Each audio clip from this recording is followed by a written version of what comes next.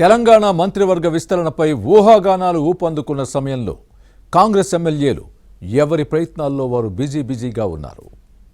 ఉమ్మడి నల్లగొండ జిల్లా నుంచి ఎక్కువ మంది ఆశావహులు రేసులోకి వచ్చారు. ఎవరి స్థాయిలో వారు లాబియింగ్ చేసుకుంటున్నారు. ఇంతకీ కేబినెట్ బెర్త్ రేసులో ఉన్న శాసనసభ్యులు ఎవరు? వారికున్న అనుకూల ప్రతికూల అంశాలేంటి? Watch this inside story.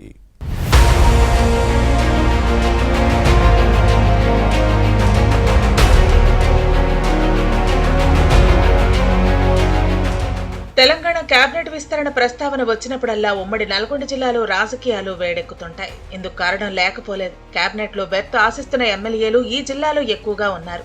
ఉమ్మడి జిల్లా నుంచి ప్రస్తుతం 2 మంత్రులు బాధ్యతలు నిర్వహిస్తున్నారు. నల్గొండ ఎమ్మెల్యే కోమటిరెడ్డి వెంకటరెడ్డితో పాటు హుజూర్ నగర్ నుంచి ప్రాతినిధ్యం వహిస్తున్న ఉత్తమ్ కుమార్ రెడ్డి కేబినెట్ లో కొనసాగుతున్నారు.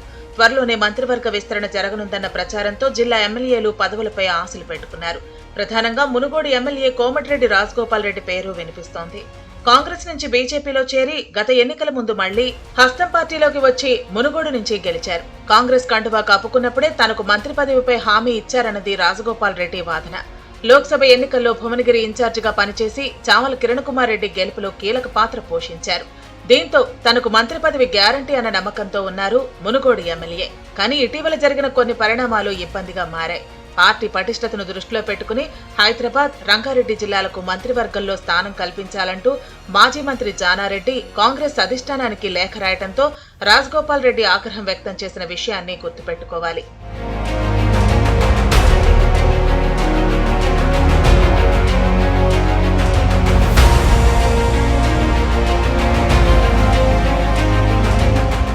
ఇక జూన్ మొదటి వారంలో కేబినెట్ విస్తరణ జరిగే అవకాశం ఉందన్న ప్రచారంతో కోమటిరెడ్డి రాజగోపాల్ రెడ్డి తన ప్రయత్నాలను ముమ్మరం చేశారు. జిల్లాల పునర్విభజనలో ఉమ్మడి నల్గొండ 3 ముక్కలైంది. నల్గొండ జిల్లా నుంచి కోమటిరెడ్డి వెంకటరెడ్డి, సూర్యాపేట జిల్లా నుంచి ఉత్తమ్ కుమార్ రెడ్డి మంత్రులుగా ఉన్నారు. భువనగిరి జిల్లా నుంచి ప్రాతినిధ్యం లేదు. మునుగోడు నియోజకవర్గంలో కొంత భాగం నల్గొండ జిల్లాలో ఉంటే మరికొంత భాగం భువనగిరి జిల్లాలో ఉంది. దీంతో భువనగిరి జిల్లా నుంచి రాజగోపాల్ రెడ్డికి పదవి ఖాయమని అనుచరులు భావిస్తున్నారు.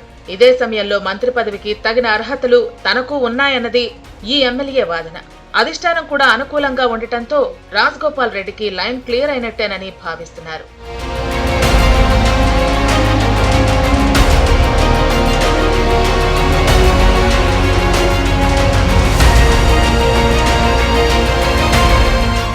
ఇక దేవరకొండ ఎమ్మెల్యే నేనవత్ బాలు నాయక్ కూడా కేబినెట్ రేసులో ఉన్నారు. రెండోసారి గెలిచిన తమ నేతకు పదవి ఇవ్వాలని ఈయన అనుచరులు కోరుతున్నారు.